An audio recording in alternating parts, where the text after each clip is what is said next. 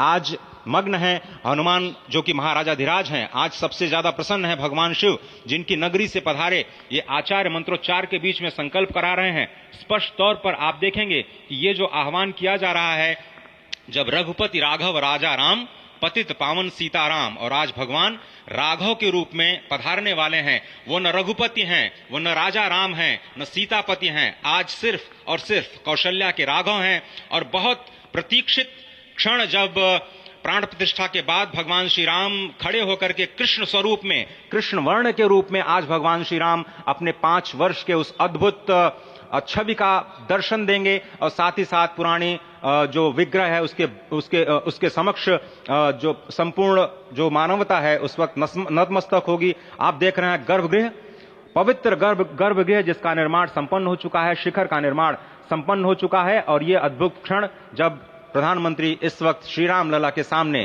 पहुंचने ही वाले हैं। और बहुत ही पवित्र दिन आज का, और द्वादशी का दिन। कल तो पूरी अयोध्या ने एकादशी की, लेकिन 11 दिनों से अपने व्रत के जरिए एक तपस्वी की भांति प्रधानमंत्री मोदी ठीक उसी तरह से जैसे भगवान श्री राम ने राज्याभिषेक से पहले भूमि पर शयन किया, भगवान श्री राम ने राज्याभिषेक से पहले जैसे अन्न जल का त्याग किया, महर्षि वशिष्ठ के कहने पर उन्होंने सारी गतिविधियों का, सारी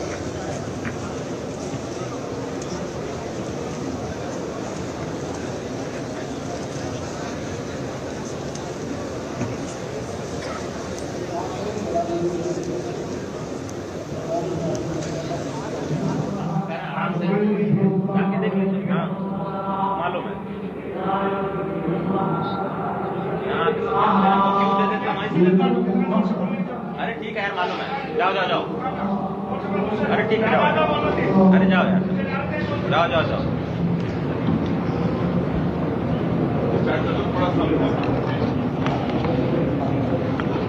इस वक्त आप देख रहे हैं ये जो अद्भुत योग बना है। आज मध्याह्न में लगभग 12:30 बजे अयोध्या में श्री राम जन्मभूमि स्थान पर नवनिर्मित मंदिर में श्री राम भगवान की प्रतिष्ठा होगी। ये मेष लग्न है, वृश्चिक नवांश है और अभिजित क्षण है। मृगशीर्ष नक्षत्र है जो कि भगवान चंद्रमा के साथ जुड़ा हुआ है। और आज सोमवार का बहुत ही अद्भुत दिन, जिसमें ये परम योग बना है। इंद्र योग, आनंद योग, सर्वार्थ सिद्धि योग, अमृत सिद्धि योग, पूर्व कालामृतानुसार जो बाण पंचक सिद्धि योग नहीं होने से ये संजीवनी योग बन रहा है। आप स्पष्ट तौर पर समझे कि ये जो पंचबाण है, पंचबाण न होने से, ये संजीवनी योग और लग्नेश मंगल में होने से, नवमेश गुरु की परंपरा दृष्टि होने से राजयोग बन रहा है। इस अद्भुत क्षण में, इस अद्भुत योग में ये जो प्राण प्रतिष्ठा होनी है 12:30 बजे, जिसके लिए 84 सेकंड्स का समय निर्धारित किया गया है। आप समझिए कि मकर में इस वक्त भगवान सूर्य हैं और उनके होते हुए पौषे राज्य विविध स्यात्, यह बृहस्पति वचन यहां चरितार्थ होता है। तो ऐसे में मंगल प्रसंग में सभी को सम्मिलित होने का जो प्रण है, भगवान श्री राम को यहां पर लाने का जो मुहूर्त है वो अद्भुत है और इससे राम राज्य की प्रतिस्थापना करने में भारत को अवश्य मदद मिलेगी। और इसी संकल्प के साथ आज इस प्राण प्रतिष्ठा समारोह की शुरुआत हुई है और अब से थोड़ी ही देर में वो दिव्य क्षण आने वाला है जब भगवान श्री राम में प्राण प्रतिष्ठित होंगे। निश्चित तौर से वह क्षण समीप है जिसका इंतजार सदियों से लोगों का था। वो क्षण समीप है जिसका समूचा चराचर, यक्ष, गंधर्व, सुर, नर, हर कोई आकर उसका साक्षी बन रहा है। समूचे भारत के सभी पंथ, संप्रदाय, मतांतर, सभी धर्मों के धर्माचार्य, महामंडलेश्वर, हर कोई यहां मौजूद है। और निश्चित तौर से अगर देखें तो इन्हीं क्षणों के लिए कहा गया है कि नमन करें इस मातृभूमि को, नमन करें आकाश को, बलिदानों की पृष्ठभूमि पर निर्मित इस इतिहास को। असंख्य जो बलिदान दिए गए उस पर आज संकल्प की सिद्धि का दिन है। आज इतिहास तो अयोध्या में लिखा ही जा रहा है।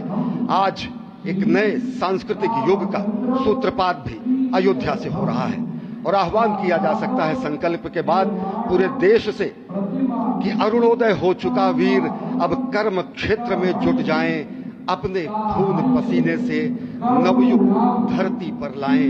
और नवयुग की कामना, धरती पर नवयुग लाने की कामना हमारी ही संस्कृति करती है। तो सत्य है, शाश्वत है, सनातन है, जो वसुधैव कुटुंबकम की बात करती है, जो आंगो भद्रा क्रतवो यंतु विश्वता की बात करती है, जो सर्वे भवन्तु सुखिनः सर्वे सन्तु निरामयः की बात करती है, जो संपूर्ण चराचर के कल्याण की बात करती है, हमारी ही संस्कृति है। जो समस्त विश्व में बंधुत्व और लोक कल्याण के लिए प्रार्थना करती है, मंत्र देती है। अजय, और जिस तरह से हम कह रहे थे, ये आप भगवान श्री राम का विग्रह देख रहे हैं जिन्होंने इस प्राचीन स्वरूप में, इसी स्वरूप में लोगों को दर्शन दिए। भगवान श्री राम, भगवान भरतलाल, श्री लक्ष्मण और श्री शत्रुघ्न के साथ लगातार चारों भाइयों के बाल रूप में दर्शन देते रहे और आज वो भी स्वर्ण के सिंहासन पर प्रतिष्ठित होंगे और साथ में ही दोनों ही मूर्तियों के जो दर्शन होंगे वो दर्शन को प्राप्त होंगे, तीर्थयात्रियों को प्राप्त होंगे।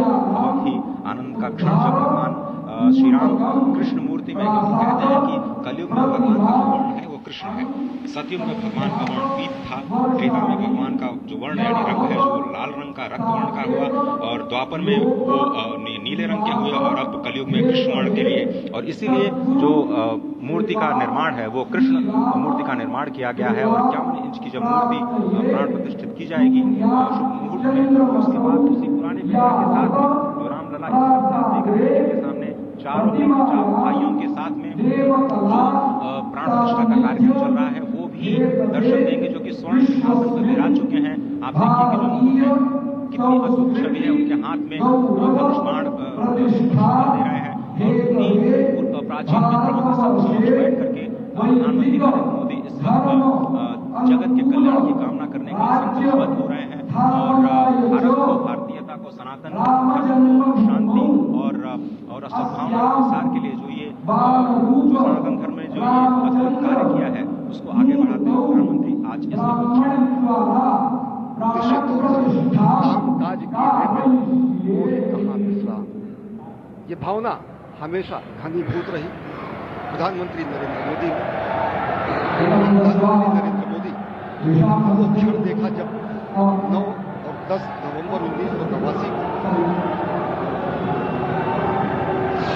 प्रधानमंत्री ने उस समय देखा अनिकेत एक लेख में, साधना पत्रिका में, और उन्होंने कहा कि यह क्षण सांस्कृतिक स्वतंत्रता का जयघोष करता है, हिंदू चेतना प्रकाश स्तंभ का दिन है जब रामशिला पूजन हुआ। साथ ही साथ 1990 के दशक में आडवाणी जी की यात्रा की सारथी रहे, गुजरात में समन्वय भूमिका में रहे, तत्कालीन भाजपा महासचिव के रूप में 6 उन्होंने भ्रमण किया। उस भ्रमण के दौरान नवरात्र भी पड़ा, जिसमें केवल जल का भोग करके ही 6 से अधिक गाँव में संगत यात्रा का कुशल संचालन किया, समन्वय किया। सोमनाथ से अयोध्या की इस यात्रा के सारथी के रूप में अगर देखें तो एक वीर व्रती के रूप में नवरात्र के समय में जल पीकर 18 घंटे से ज्यादा एक वीर व्रती के रूप में प्रधानमंत्री ने तत्कालीन महासचिव भाजपा के बीजेपी इकाई के थे, इन्होंने अपना अंशदान किया। और अगर एकात्मता यात्रा की बात करें 1992 में 14 जनवरी को आज से 30 वर्ष पहले एक कार्यकर्ता के रूप में अयोध्या आए थे, शपथ लिया था। यहाँ पर भव्य मंदिर का निर्माण हुआ, उनका पुनरागमन और वह आज अंकं खं गं घं नं आं दिव्यतेजोमय आकाशात्मने मूर्ताभ्यं नमः। ईं चं छं जं झं यं ईं शब्दस्पर्शरूपरसगन्धात्मने नर्दिनीभ्यं नमः। ॐ टं ठं टं ठं नं रुद्रचक्षुजिह्वाकर्णात्मने मध्यमाभ्यं नमः। एतं धं धं धं नं ऐं वाक्पाणिपादवायुपस्तात्मने अनामिकाभ्यां नमः।